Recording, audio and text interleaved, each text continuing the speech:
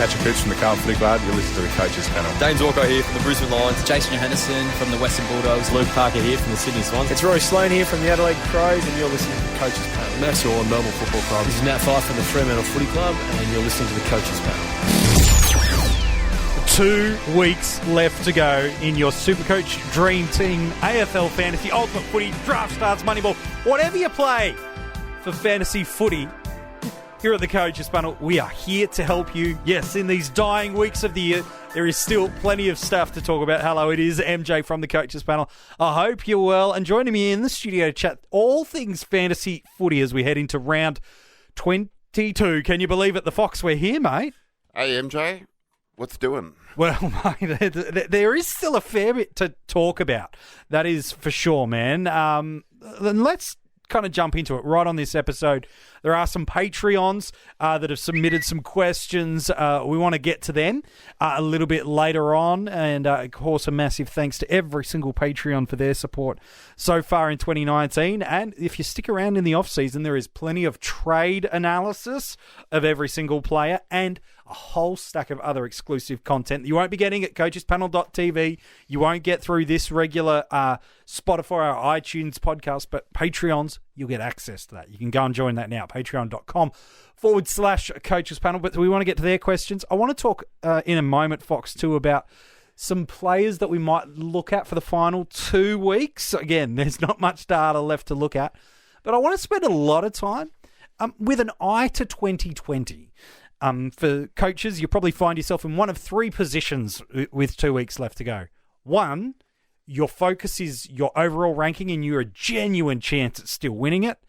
Well done to you if that's the case. Second, all you give a stuff about is your league. So you're in a prelim or a grand final this week, depending on how you try to customise your league. Or third, you've got no chance at winning your league finals or you've got no chance at overall rankings. So you've got half an eye to the 2020 fantasy footy season. And so let's spend some time, Fox, talking about that. There is a heap of stuff and variables that are to come that we can't control right now. And I suppose, Fox, that there's a heap of variables that we want to talk about positions in a moment, but like where a player gets traded, that's one of those unknown uncontrollables for us right now as we sit here in August. In 2 months' time, a player, gosh, you throw a name out like a Stephen Cornelio, the club he goes to or stays at has huge fantasy implications for 2020. Absolutely. And there's already talk, isn't it? Oh, the rumours have begun. Does it start earlier every year? I feel like as teams' seasons disappear, you've got to have something to focus on. And so, trade period is what you go to. Some of them are crazy. But that you've got to pick and choose where you get your trade rumour mill from, because otherwise it can be a little too extreme. So where a player gets traded, the price and or any potential discount they get certainly can make a player relevant. What happens even at the AFL draft is irrelevant. But the thing we want to speak about on this episode is positions. And what I want to talk about is kind of three categories of positions, Fox. Guys that are guaranteed to lose a dual position status that they currently maintain. Generally, it's guys losing defensive or forward status are the most relevant ones. So I want to talk about guys that right now we're happy to put a line through and say they'll lose it. Guys that are going to maintain their position.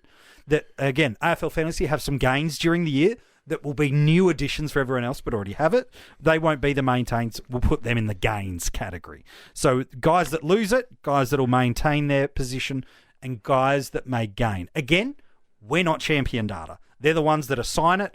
There's an element of information out there. They do say it's generally around that 35% marker of time spent in a position. There's not a heap of criteria that's made generally massively public. Maybe there will be this year, but in past there's been little bits of information here and there and percentages, but nothing hugely data crunching that the average pundit can kind of forecast with future accuracy. But yeah, it's not like they do it over a pub meal. Exactly. Yeah. But that's okay, Fox. So let's talk about guys that right now, as we stand here in the middle of August, when we're looking at fantasy footy in 2020, you're happy to say they are losing a position in 2020. Give us a name, Fox. Who are you just saying, nah, they're no chance to have that position again this year? All right, no chance. Tim Kelly. He's losing forward status, I'm going to guess. I think he is. Yeah, I think you're on the money with that one, man.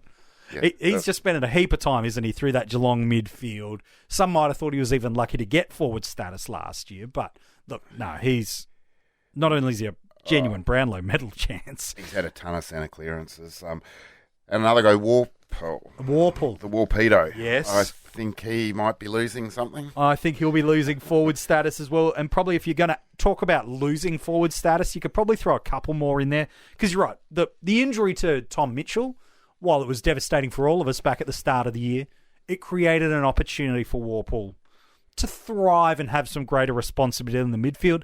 And he's done that. And gosh, to be honest, his run from after the bye has been better than pre-bye.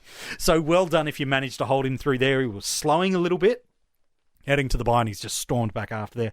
I think it's pretty safe to say Travis Boak's losing forward status.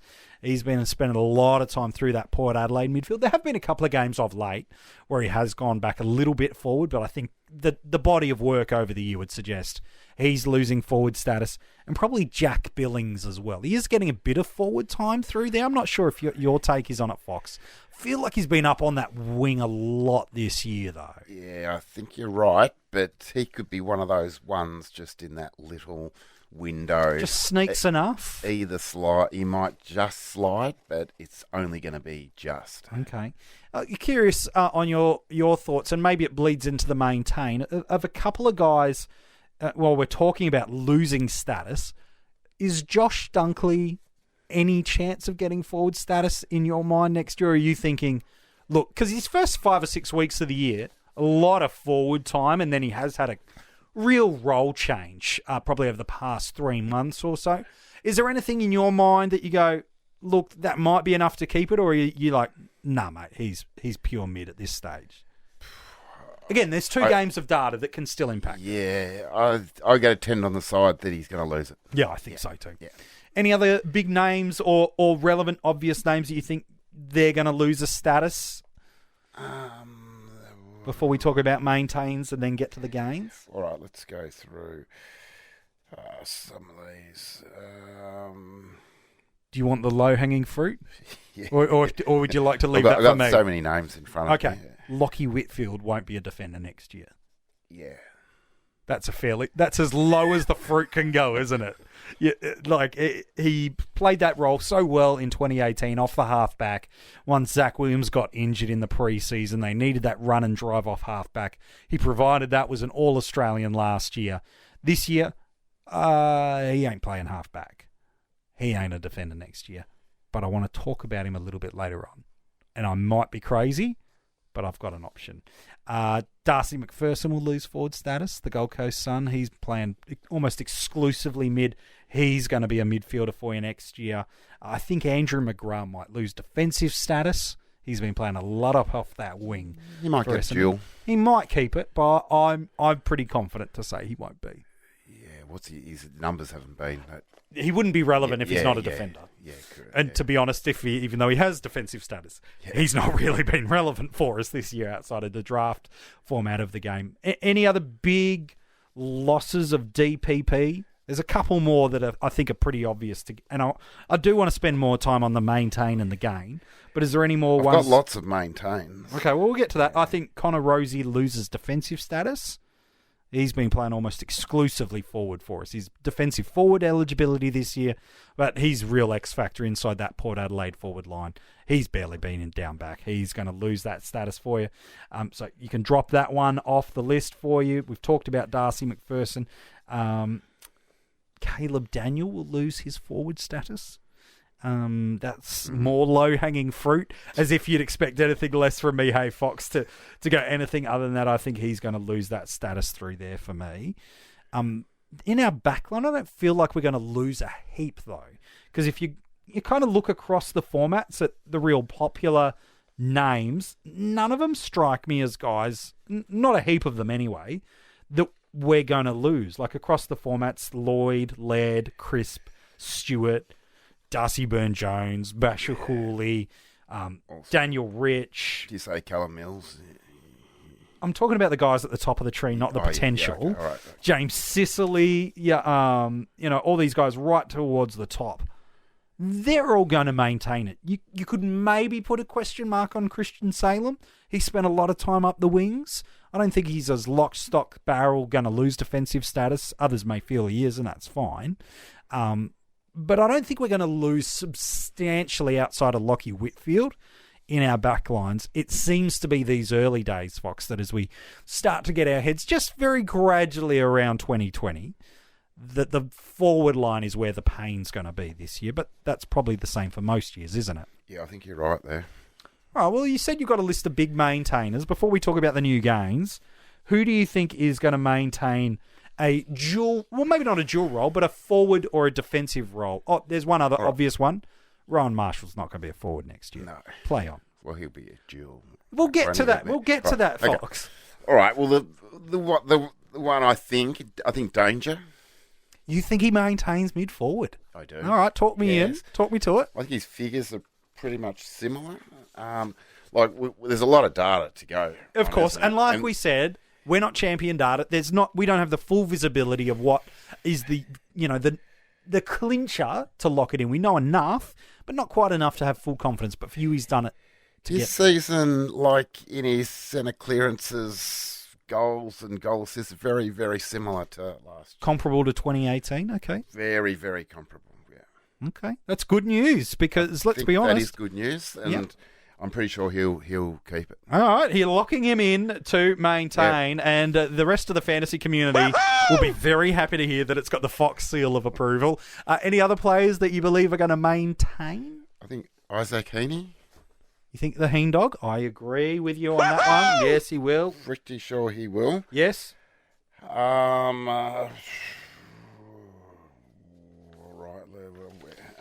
Zeeble. Keep the forward status, I think so. Yes. There was like that 5 or 6, maybe not that long, but a 4 or 5 week window of time, kind of mid-year, where he's playing almost exclusively midfielder. Yeah. But he has gone back, to that kind of split He's role. forward at the moment. So he might gain mid. He might pick up a DPP, but I think, he'll keep that forward eligibility, absolutely. Yep. Can I throw some names while you're considering? What about Bontempelli? Maintaining midfield status. And not getting... I think he's one that might be very on the edge. Because he was on the edge last year too. Yeah. There's two. Let's get to the crust of it. The Bont and Dusty. They'd be the two that I think could surprise. That could both be mid-only is what you're suggesting? I think one will and one won't. And if you were hedging your bets right now, who would get it? I think Dusty might, and the Bont may not. Ooh. Just for the amount of centre clearances. Like For Bont has had a huge amount of centre clearances. I think that might... that sort of... I think that got Dusty last year. Yes. What do you have last year? Dusty last year had 77 centre clearances. Yeah, whereas Danger had 45. So that might have just been the crust that between the two, because they were quite similar. They were very, very close, and I believe the Bont is right up there, right this year, 58. Ooh, okay. So maybe they've got this figure like 50 or something, and they just who knows? If you got it over that adds to the... All right, fair enough. You add that to the mix, and that sort of sways you a little bit further one way than the other. Fair enough, too. Do you think Sonny Walters will retain his forward status? Yeah, should do. Should keep that midfield forward split. All right. Someone like a Devon Smith, we've only seen a couple of games from him this year. Does he keep forward Not status? Enough to go on there, but he would probably retire the same. So keeping it, you're suggesting? How many weeks did he play? I think he only played 5 or 6 weeks at the start of the year. Probably not enough. So is he in that same Menegola position who has had an injury-affected year, played a handful of games, give or take, around that, have been... Last year, they were some of the best forward options going around. This year, injury has certainly come the year. A tough one. Do you think he keeps it? He's only played, 4 games so far, so he's got a couple left. Yeah. Again... clutching at straws here, but yes, well, Menegola, Fox will pay you the big bucks to give an opinion, mate, not to get on the fence. Going on, can we throw heat maps into this, because they have a certain amount of to do? There are plenty of elements that are involved in the decision making process. Yes, but sure, Fox, we can use that. Whatever. He hasn't got much heat in the forward line. He hasn't done a lot the past 2 weeks, unfortunately. Menangola, so Building himself back in. Maybe just mid. If depending on the amount of games you needed to put into this data box. All right. And again, So there's different criteria that we're not fully We're across. throwing things out. Well, you're across throwing some darts and sideways. seeing what sticks, Fox. I don't mind that. All right. There's a couple of names for you there that maintain. I think Duncan. You think Duncan stays mid only? So there's thoughts that Well, you know, across he the might- year, he was a DPP suggestion a lot. He for never AFL gained Fantasy it and though, AFL did he? Footy. He never gained it. Never really in gained it. UF or AF. No, he never really did. He may have been just on that edge, but there's nothing that I can really see here that says he's going to gain a DPP. So mid only for Dunks. All right. Okay. I think Devon Smith keeps forward status for what it's worth. That's just for me. And an injury discount. He didn't appear in this year's 50 most relevant. I think he's a fair chance to appear in it in 2020, just quietly, given the discount of the price that he's on. And that's assuming he keeps forward status. Well, let's then talk about some guys that may gain a new one, unless there's any other maintains you desperately want to talk about. Because I think there's only a handful of forwards, because I don't think, looking at the forwards, I'm with you. I don't think Dunkley's got enough early season data to keep forward status. Boakes spent way too much time in the midfield for mine. Again, happy to be wrong, because I thought this time 12 months ago, Devon Smith was no chance to be a forward, but obviously he classified. So I've been wrong before, and I will be wrong again.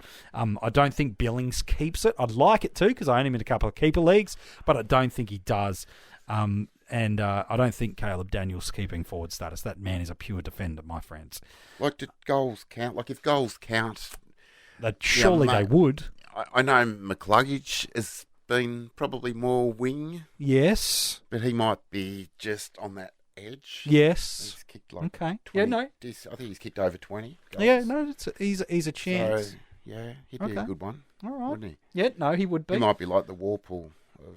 Might the just year sneak in a before. little bit. Well, Yeah. people thought he might have kept forward status from last year, McCluggage as well, similar Yeah. with Taranto. Yeah. Both those guys missing out. He has got that game. He does. Yeah. All right, let's talk about the gainers. Because if they're the maintainers, the gainers is where it gets interesting for us as a fantasy community. Whether it be a draft league, keeper league, or salary cap coaches, this is where we start to get some fresh meat, some exciting options, some thoughts around what could happen in 2020. I'll take, again, the lowest of low-hanging fruit from you, Fox.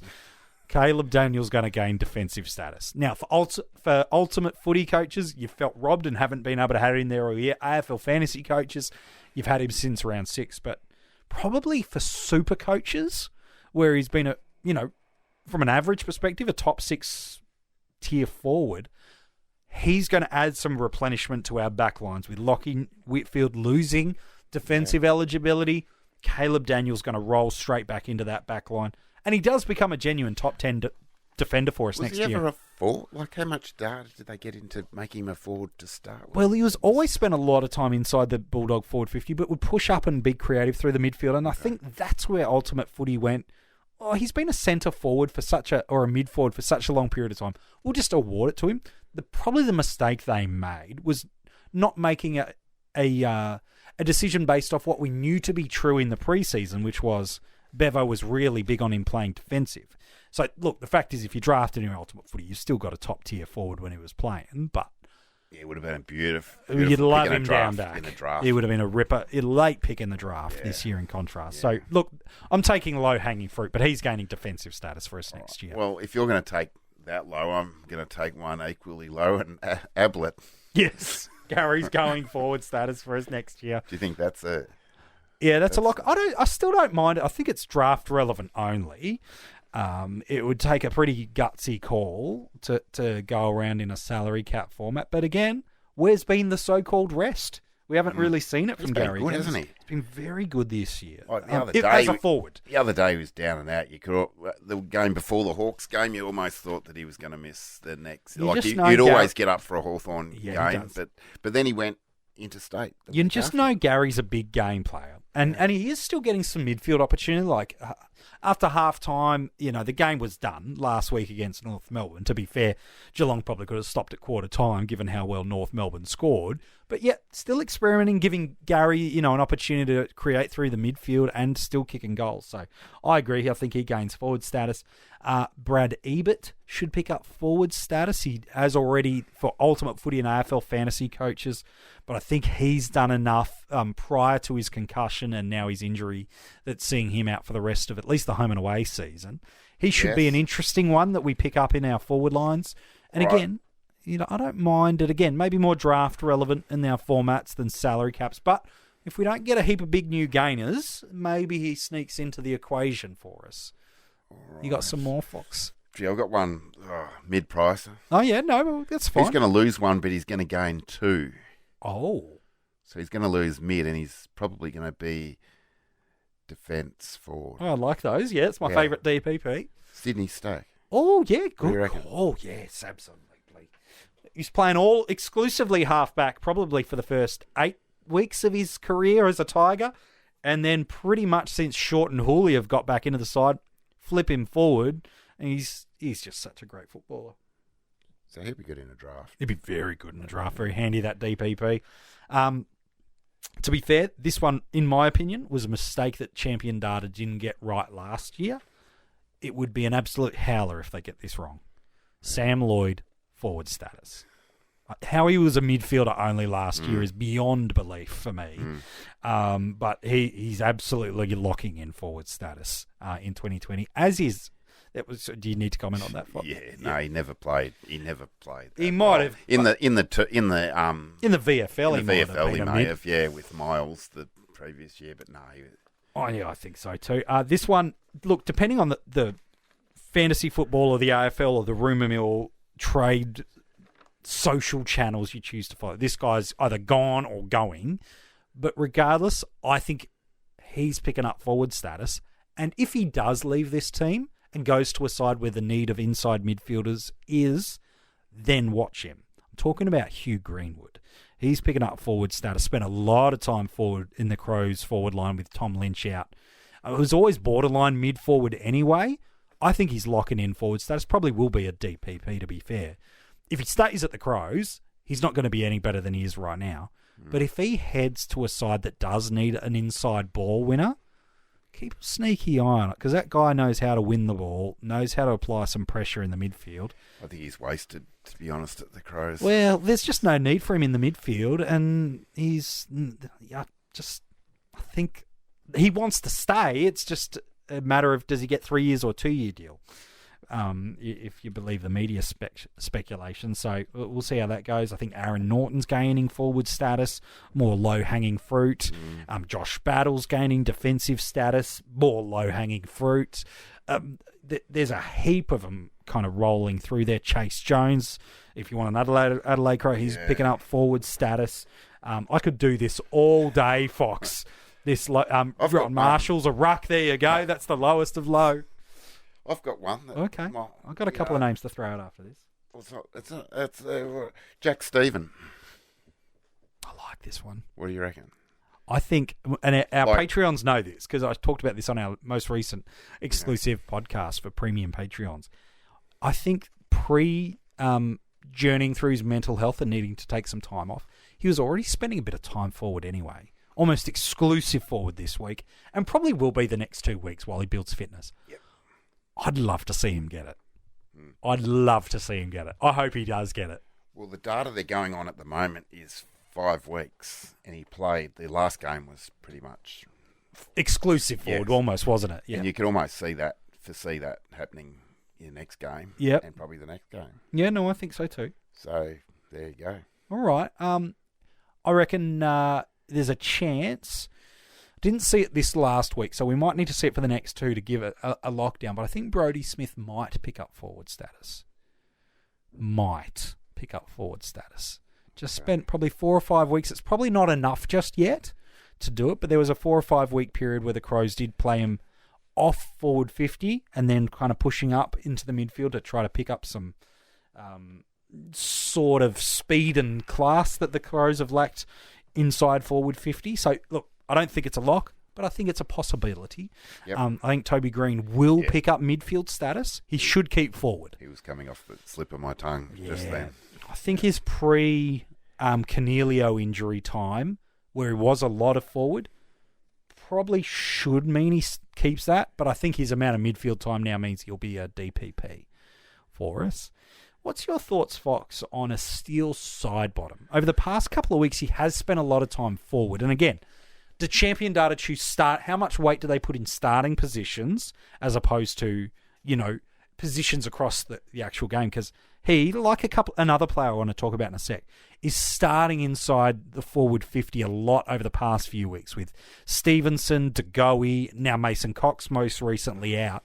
They're looking to create a bit of a unique forward line, and he is creating for them, kind of playing a high half forward role, linking up through the wings, but starting inside forward 50.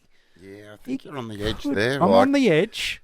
We've got 2 games to go. We do. So just watch. Just keep an eye on that. Yeah. Any other potential gainers for you?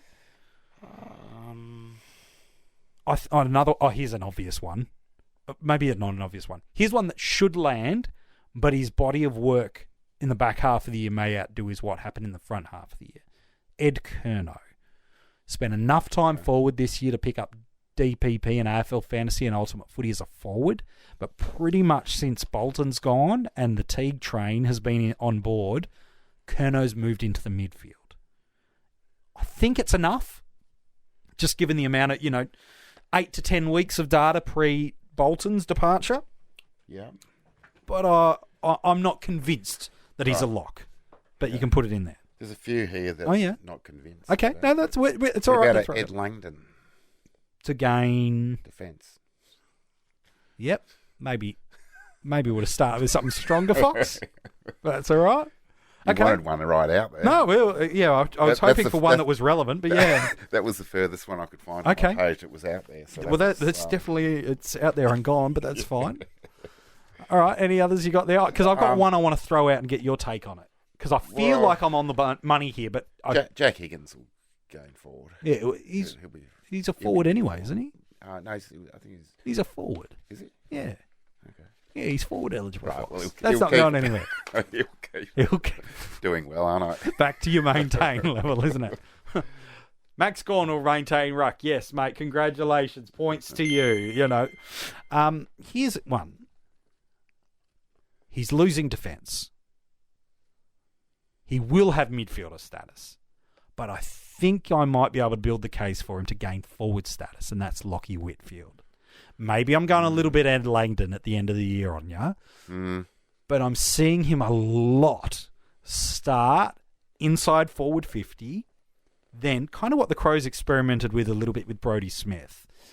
Then use to play up across the wings and then bring the ball inside forward 50 and still getting on the scoreboard a little bit. Not heaps, but a little bit. But his score involvements are nice and high. His inside 50s are nice and high. I'd love to see Champion Data do it. I'd love to see it because I feel like he's playing that pure mid-forward role. And again, how they classify that is totally up to them. But for me, surely their starting positions at centre bouncers need to play a substantial factor in it. He's spending a lot of time starting off inside forward 50. Yeah.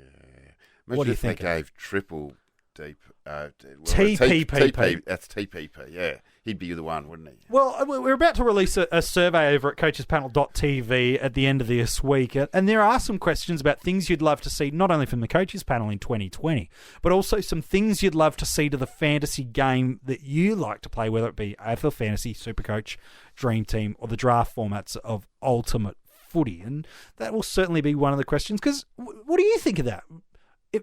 If we were to bring a new change into the rule, maybe not a TPP, but almost like a utility type player.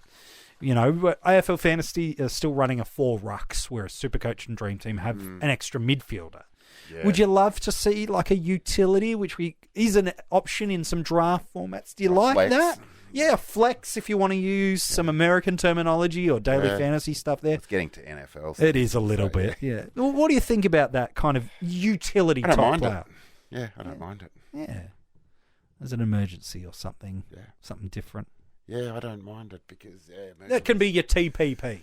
emergencies can kill you, especially when you got to take the worst to the worst to the two. Well, just ask AFL fantasy coaches this week that lost Dustin Martin and had some James Bell coming in, and you think which is me too.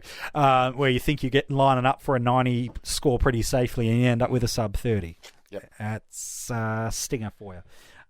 Any other names you reckon might gain before we move on to some not only some Patreon questions, but also kind of get our take on who are the guys to pick this week that have a nice after my matchup? last effort. No, come on, Fox. I said Whitfield, and I'm probably wrong. You can give me something other than Langdon. No. You've got nothing. What do you here. reckon, Jack Bowles? Well, he's a Rose or midfielder. Bowles? He's only a defender in Ultimate Footy this year. He's keeping that midfield status nice and strong. Yeah. He's a breakout contender for me next year. And to be fair, he's probably already broken out this year. Yeah. To be Ollie Florence, another breakout contender for you next year. But look, we'll save that for next week's episode when we're going to go club by club and give you some different categories to work you through there. Right. So he loses the defence. Well, in Ultimate Footy, he loses it. For everybody else, he's a midfielder. Okay. So that's all right. That's fair enough too. All right, Fox. Well, let's turn our attention then back to coaches that are focused on 2019. 2 weeks left to go. 18 games of football before your fantasy season is done. Depending on how you structure your leagues, this could be your grand final week. Maybe it's next week. Or if you're chasing overall rankings glory, either a PB ranking or the number one ranking, you got 2 weeks to go, and chances are you don't have any more than 2 trades left. That's the chances. From an injury reporting, there's no massive fantasy names that have been ruled out this week. Looks like Timmy Taranto is going to be good to go. Looks like Rory Sloane is going to be good to go. So there's some trades that people may have been kind of half considering. Dusty's good to go, to be pretty honest.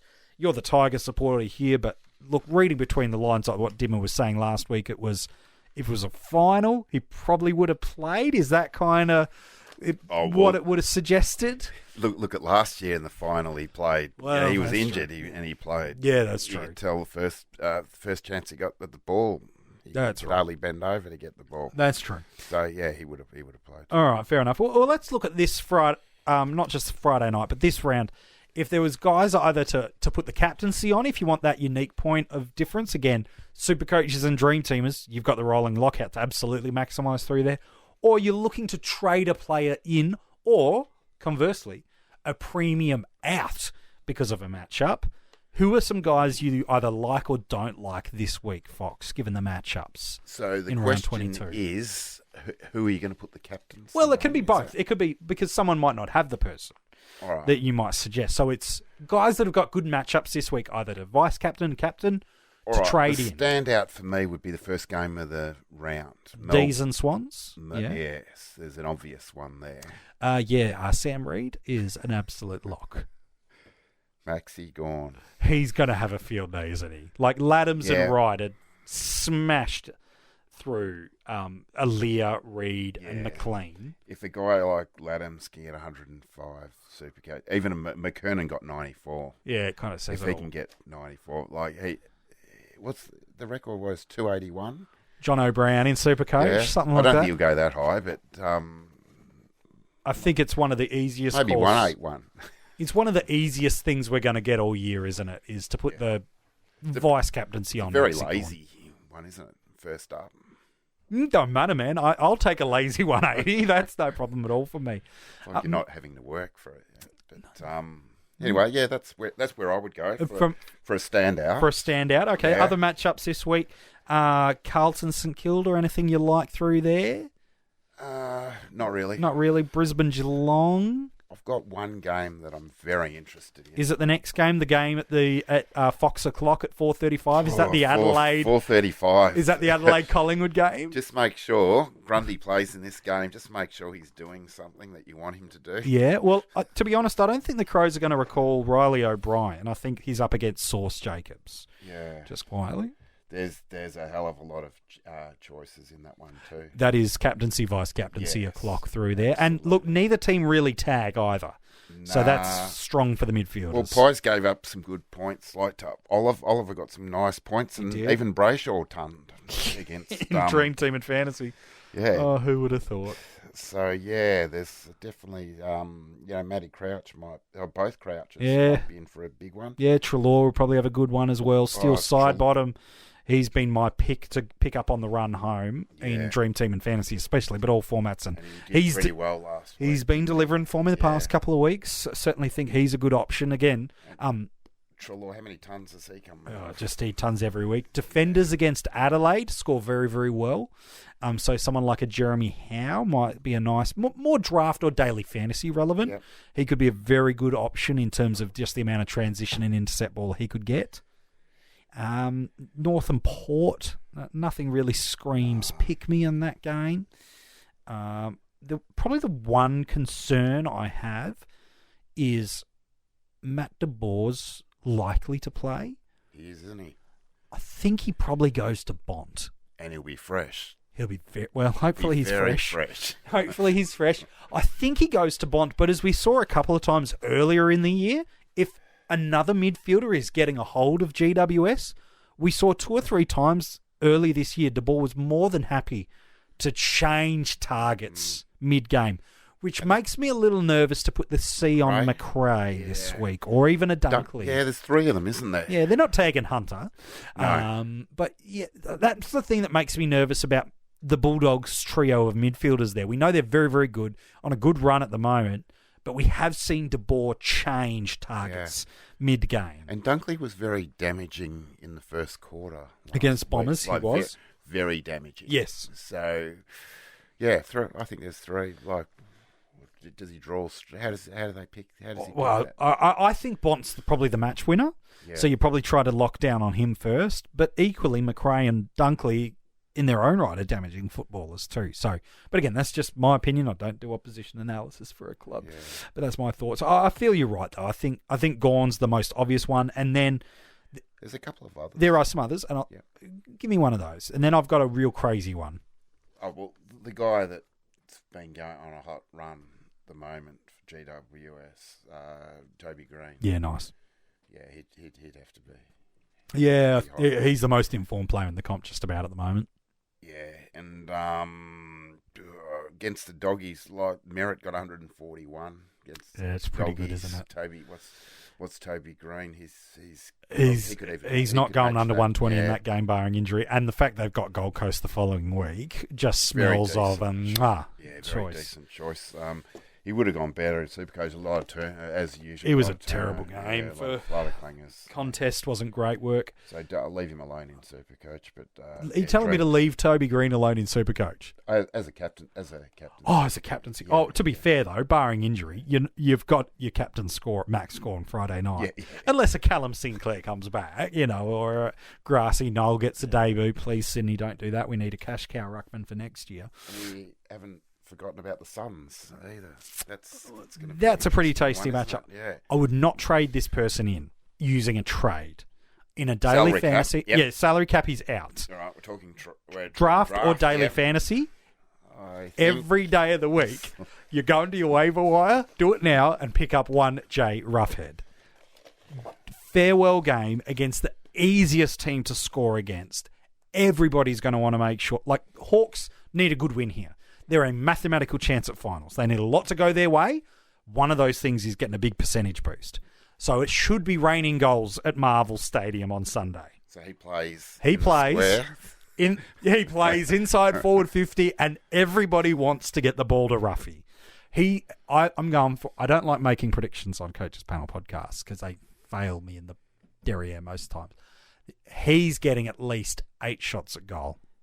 Right. So they're just going to leave the area space Go in front of him. Paddock on him. And he's just going to run out. I don't know if it's going to be that crazy, but surely there's not a world where he's not going to get a chance to get an absolute bag and 5 goals plus. He has to get a ton. I'm banking him to get a ton across all and he'd formats. be on the wave. He'd have to be... Go and pick him up. Yeah. Like, what have you got to lose? Like, if it was against like a Bulldogs or a West Coast, sure, you're not doing it. even if it was his farewell game, which it is against those teams, you don't do it. But against Gold Coast, who have no tall defenders, you absolutely do that. A team that is absolutely gassed and run out of their feet, you absolutely do that. Even just looking at some of the goal numbers last week, like Charlie Cameron kicked 6. Again, he's a small.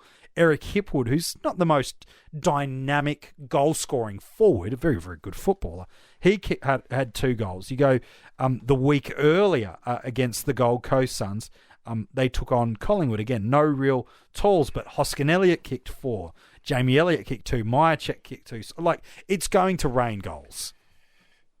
Roughies. Again, don't trade him in AFL Fantasy, DreamTeam or SuperCoach. But in a draft or a daily fantasy, especially if you're weak in the forward line, take the punt. If you're stuck with guys This like... is going to be a prelim. Yeah, I know. I'm doing it. Yeah. It'll cost me, and I'll blame myself. But at least I'll go down back in my gut, which is always the way to do it. If you've got a spot there, yeah. If you've got a spot for it, don't do it. Don't go and drop an Ed Kerno. Don't go and drop a Tom Lynch from Richmond for it. Although that might, against West Coast, maybe it is the week to do. Yeah, I wouldn't be happy with Tom Lynch's game this week. All right, fair enough. Any other guys for round 22 that you feel like are good matchups through there? Ricky Henderson, I suppose. Isaac Smith. I know we're just talking Hawks now. O'Meara, yeah, but I don't want him next week because he's coming up against for draft. Hutchings. He's got. Then again, Hutchings didn't really lock down on any of the midfielders against the Crows last week, did he? And we did see that trend with West Coast starting to lock down on opposition's kind of creative halfback. And so maybe what we've been concerned about for large chunks of the year won't happen. But then again, O'Meara's been quiet. Who is actually? O'Meara, they might throw the Suns have been tagging, haven't they? The Suns have occasionally used a tag. It was Lemons a couple of weeks ago, and now it was back to Took. Yeah, they might. Do you reckon I they might think do that they're with more likely O'Meara? to tag O'Meara, given just a little bit of. Are they happy that he left?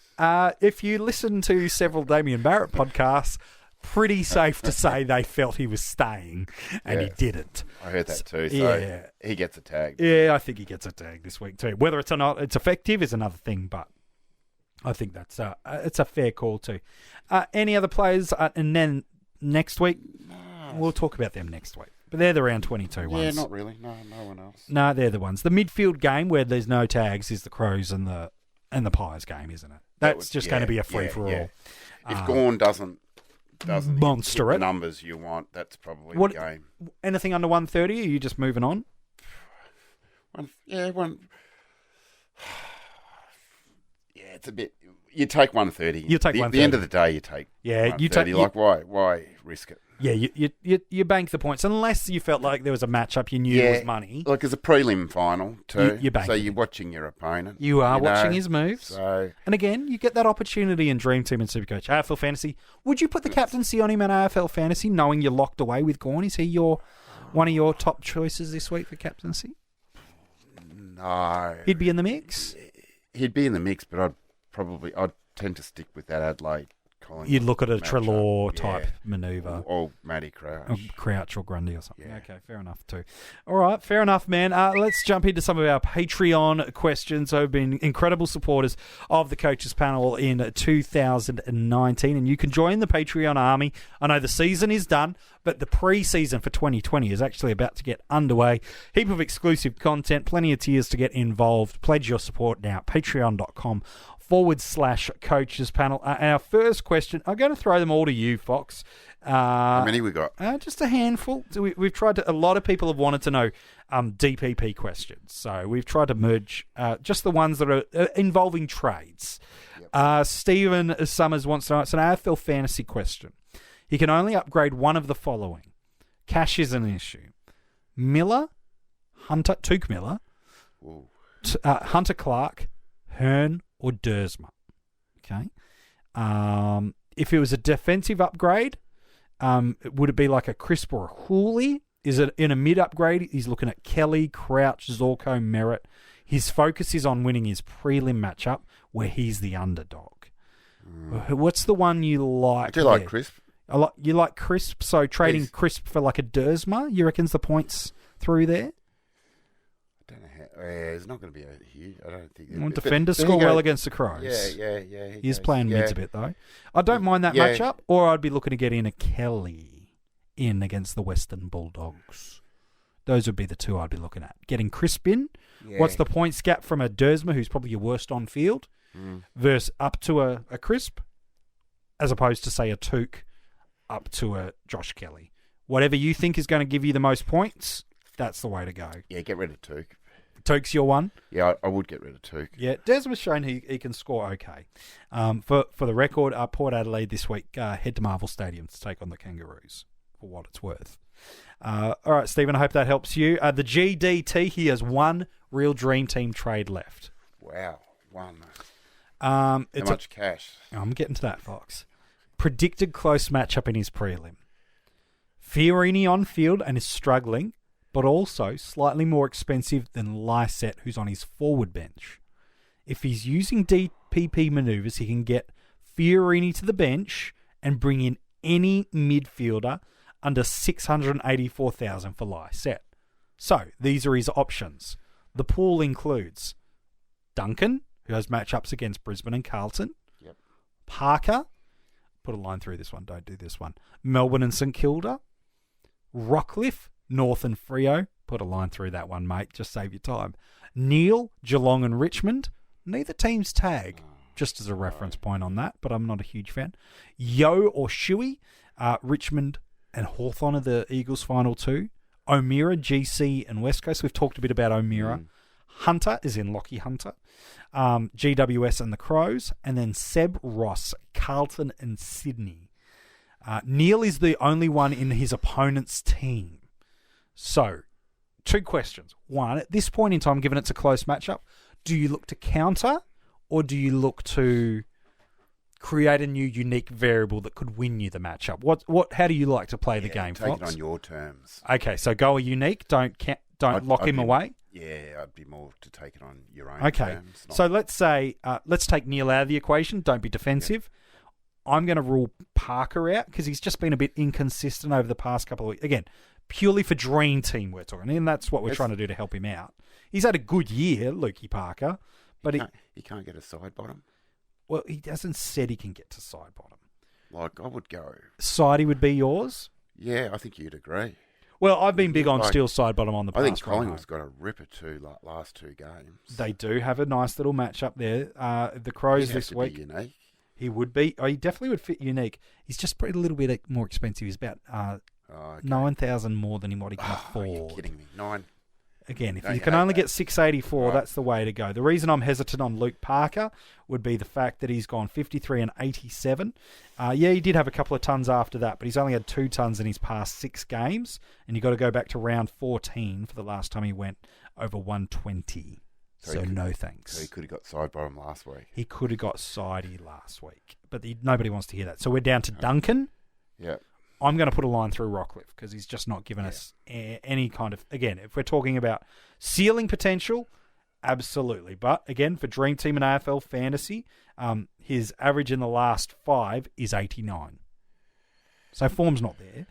Neil's out, so he's down to Yo and Shuey. O'Meara, we've both kind of said maybe not this week. O'Meara, great. Oh, yeah, no. West Coast and Gold Coast. He's definitely getting the tag, isn't he? I would suggest yes. Again, how much do you think that's going to stop him is another question. If you want to go crazy, and I like crazy, I like the Seb Ross pick just personally. Yeah, I think he's in good form. He's averaging 118 in Dream Team in his last 3. Granted, that's really heavily weighted by the 146 against Melbourne. I'll come clean. Yeah. I've got Seb Ross in both AFL Fantasy and Dream Team. I got him in a few weeks ago. I thought he'd finish the year off 146, 97, 112 was his last 3. Yeah. The 2 before that were 70s and a 50, but then he came off the back of a couple of tons. So I don't mind Sebi Ross. Duncan's solid, but I don't think he's got massive ceiling, at least over the past couple of weeks. Yeah, I like Seb Ross, but I think the key is who do you think's got the best ceiling over these 2 weeks, especially this week? And if it's just about a 1-week matchup, I don't mind Elliot Yeo either, just quietly. He goes all right against the Tigers. I don't mind that. But that's just me. Yeah, big body. Yeah, big body. Tigers don't tag. Yeah, struggle against big bodies. So they held Chris, but they got Ross in there now. Yes, they do. Well, he should play again. Trent's not going to be back this week. Graham. Yeah. No, I'd be careful of with Ross. All right. Ross went straight to him. All right. Go. If you want an opinion, yes, just an opinion. Yeah, well, that's all we're giving, Fox. Seb Ross is your way to go. Good luck to you, GDT. Travis has also got some more questions, but they are pretty much about exactly the similar sort of players. So we might wrap up the episode there. Hey, Fox, mate, as always, appreciate your flying at work. See you in a week. One more week to go. One more podcast, and next week we're going to do like our MVP club by club. We'll talk about the strugglers. We'll talk about a potential breakout candidate. Oh, I like that. And maybe a few other things, club by club reviews. For Patreons, you'll get a much more in-depth review. But we're going to do the whole 18 in one go? Whole 18 in a podcast, or are we going to split it? Oh, maybe we'll split it, but we'll release it in the same week. I don't think we'd have enough time. You know we'd record it on the same day, Fox.